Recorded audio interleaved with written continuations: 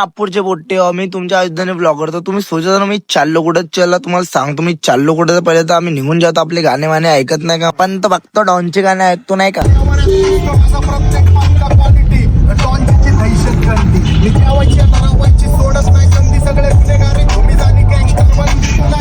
छत्रपती चौकापाशी येऊन जातो ना. तुम्हाला सांगणंच बोलून गेलो तुम्ही का आपण पाजीबाईला घ्यायला आलतो नाही का.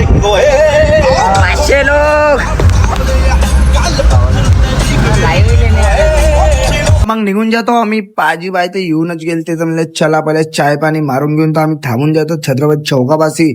पाजीबाई सोबत हात मिळून घेतो आपला. पाजीबाई आला येतो नाही का बहुत दिवसाबाद. तर मजा येऊन जाते की पाजीबाई सरप्राईज मध्ये आलते नाही का. मग आम्ही येऊन जातो चाय प्यायला. चायचा तर ऑर्डर देऊन देतो आपण. मग का चाय बाय घेऊन घेतो आपल्या निघून जातो मग नाही का.